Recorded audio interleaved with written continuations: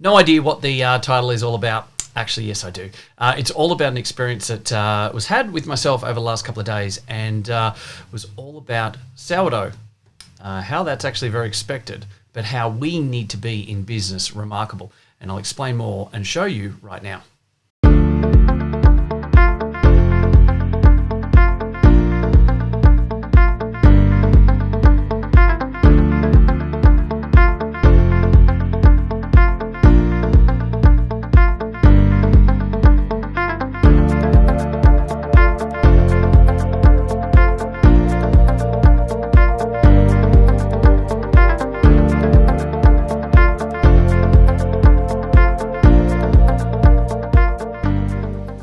So without wasting any time, let's get into today's podcast. Simply put, I want to tell you a little story about what's happened to myself regarding lunch, not today, but a few days ago at the end of last week. So I was actually running a little bit behind, providing a bit of extra value for our boardroom clients, and as a net result, had to help out with a HR challenge forced upon one of our clients, and they'd reach out. We're in a bit of a dire situation, and so I was like, okay, yep, great, I'll make things work. Moved around my diary a little bit, organised with my EA to get some lunch organised, and it was a bit of a cool day. Had a nice steak sandwich, bit of some nice salad, and a few things like that happening. It was going to be fantastic. I thought it's just what I wanted. Anyway, I ducked over, walked over there, got the mask on, did everything we needed to do, and ducked in. Grabbed it in the takeaway side of things, and grabbed my coffee, walked back across through the park, got into the office, and I thought I'd sit down with my team. Two of them were having lunch. I sat down and had lunch out in the sun, and I opened up. I had like 9 minutes, 10 minutes, I think it was, until this next session. Opened it up, and as I did so, I sort of double took and went, hey, something's not right here. Like there's a really nice juicy bit of steak, there's some salad, and there's some nice caramelized onion and things like that. And I've looked down again, and one of the team members turned to me and goes, everything all right? And I went, not really. See, I've got a steak sandwich and I don't have any sourdough.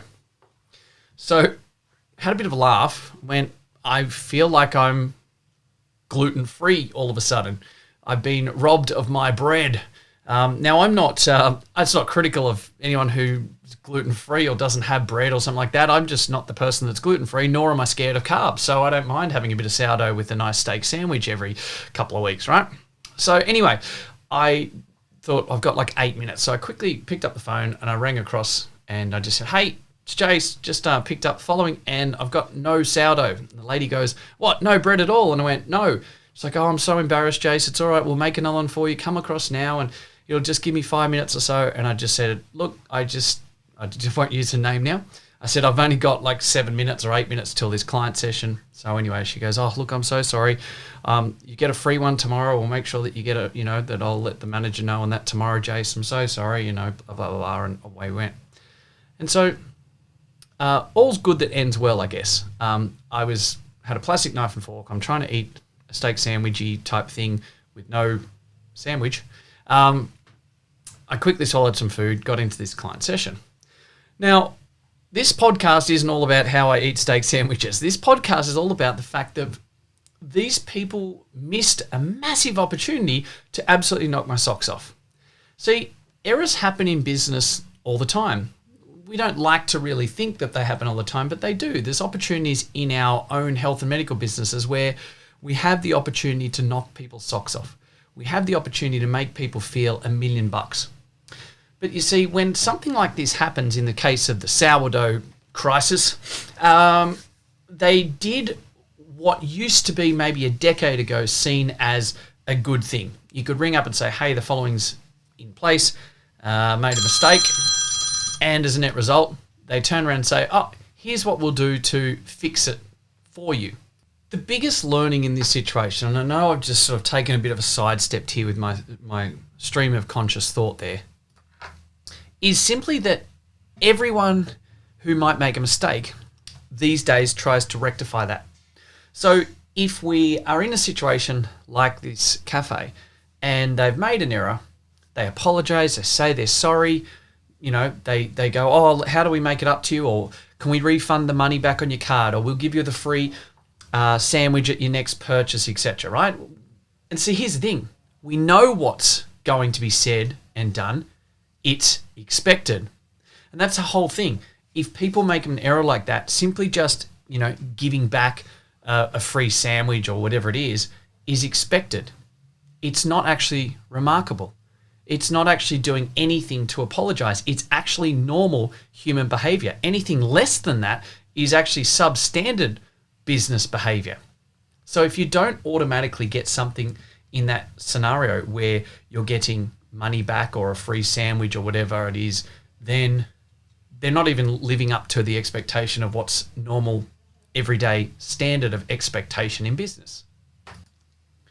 But turning this into a situation where you can be remarkable and knock someone's socks off is the missed opportunity for this business right now. Could they have gone a step further and knocked my socks off in some way, shape or form? Rather than me having to go to them, is a reason why they couldn't bring something to me. Is a reason why the following day when I got my free lunch that they didn't make a big song and dance over it. Is there an avenue for them to be able to, look to provide lunch for someone else in my team, for instance, knowing who we are, etc.? Is there an avenue for them to be able to create remarkable and, flip this around? So rather than having anger, resentment, frustration, etc. towards them, we actually turn this into a love and respect and adore and loyalty type scenario and feel it's remarkable because they went above and beyond. They did something that stands out. They did something that made me or the team, etc., or other people feel $1 million, as opposed to just going, oh, we're so sorry, and we'll give you your money back type of thing. We'll give you a free lunch tomorrow as I'm sorry. Because it's not that I'm criticizing that behavior, but we all can agree that that is just what's expected. And to really get ahead with loyalty, with the way it runs in society these days, you can't just go with what's expected. You've got to be prepared to stand up and do something that's out of the box, that's remarkable, that makes people feel $1 million, that knocks their socks off, that creates raving fans in that situation. There was an avenue for us in that situation to have our socks knocked off, to have to have us as raving fans, and as a net result, a very small amount of time and energy and money from them could have flipped this situation totally, but then also had more people going and buying from them, more raving fans, more loyalty. And we also know that when you do the wrong thing by people, they tell 14. When you do the right thing, they tell 3.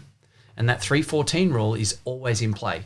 So there's a great opportunity for this cafe there was a great opportunity for this cafe to turn that 3-14 scenario into a positive story that knocked my socks off and other people's socks off, and as a net result could actually get some really good marketing and traction, loyalty, raving fans as a net result of being remarkable when it's not expected because of the situation that was at hand. So think about it for your own health business. Is there an avenue where at times maybe we have to have a late cancellation because of COVID isolation situation with team members, for instance, right? Is there a time period where you're running late because of something, whether it was your fault or not? How many times each week could we in our business do something more or something better, but not just do what's expected and say sorry or, give their money back or something like that. But how can you be remarkable and how can you be known for going above and beyond, particularly when there's a little bit of a time period in place where it may have been an error from yourself or your team. And these things do happen. So have a think about it right now. How can you put avenues in place to be remarkable? Because it's one thing to be remarkable proactively when they're not expecting it, but it's also a great opportunity which most people in our industry miss when things aren't quite going right, when they've made a few mistakes. I know there's been 2 NDIS clients in the last 2 weeks that have contacted our clinic wanting help because other providers across 3 different treatment modalities, 2 of which are treatment modalities that our team doesn't even service, so they're not even competitors, and they felt let down. They feel like, this is a problem, that's etc. And we've been able to jump in, and even though there's one of these that we can't even actually treat, or it's not right for us to do that, we're still able to help them out, create raving fans, knock their socks off, be remarkable, with no expectation of any return or financial return, etc., because it's the right thing to do. It's being remarkable. People love it. And as a net result, we've had huge amounts of benefit and positivity and value being pushed back to us in the last few weeks as well. And we know that we will grow significantly through referrals in the next few months alone, simply because we went above and beyond and we were remarkable. So there's lots of avenues around us, whether it's a reactive situation that other people aren't doing that we can capitalize on, or it's an avenue where we may make a mistake or two and need to, not just do what's expected, but do remarkable. Have a think about it, because there's plenty of opportunities proactively and reactively in and around our businesses to make sure that you're not doing what's expected in the sourdough saga. I'm going to term it that now. So we're not just doing what's expected, but we're actually using every opportunity to be remarkable and create experiences that will ultimately grow your authority, the respect, the loyalty, the raving fans, etc. And that's the type of business growth that you can't actually buy or plan for. I'll talk to you again very soon. Hey guys, thank you very much for listening to another episode of the Profitable Practice Podcast. I would love nothing more than for you to be able to leave a review. I get so much joy out of listening and reading the amazing things that you guys say about this. So please subscribe to our channel, leave a review, and share it with your friends. Let's get some more fantastic information out there so all of us can grow the industry together. Cheers for now.